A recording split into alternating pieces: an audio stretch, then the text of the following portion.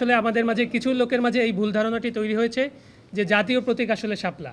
কিন্তু আপনারা যদি সংবিধানের 4-3 অনুচ্ছেদ এবং 1972 সালের একটি অর্ডার আছে এবং 72 সালের এই জাতীয় প্রতীক নিয়ে একটি রুলস আছে, এগুলোর একটি কম্বাইন্ড রিডিং আপনারা দেখেন, সেখানে দেখবেন যে 4টি আলাদা স্বতন্ত্র উপাদান নিয়ে জাতীয় প্রতীকটি গঠিত। তার ভিতরে ধানের শীষ আছে, তার ভিতরে তারকা আছে, তার ভিতরে পাট পাতা আছে এবং শাপলা আছে।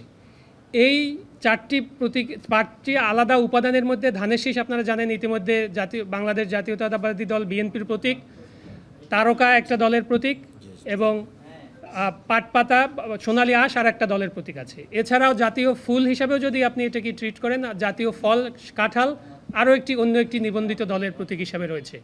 তো আমাদের এইখানে যে মিসকনসেপশনটি বারবার হচ্ছে যে জাতীয় প্রতীককে শাপলা হিসাবে ব্র্যান্ডিং করা হচ্ছে, কিন্তু জাতীয় প্রতীক আসলে শাপলা নয়। জাতীয় প্রতীক হচ্ছে 4টি আলাদা আলাদা উপাদানের সমন্বয়ে গঠিত একটি প্রতীক এবং সেখানকার মাপ কী হবে, সেখানকার রং কী হবে, সেখানকার ব্যাসার্ধ কী হবে, ব্যাসার্ধর রং কী হবে, এগুলো সবই 1972 সালের যে অর্ডারের শিডিউল এবং 72 সালের যে রুলস সেটার অ্যাপেন্ডিক্সের মাধ্যমে এটি সম্পূর্ণভাবে স্পষ্ট করা আছে। আমি আপনাদেরকে অনুরোধ করব যে সেগুলো আপনারা দেখবেন এই ব্যাখ্যাগুলো দেওয়ার আগে এবং সেগুলো দেখেই এই ব্যাখ্যাগুলো দিবেন।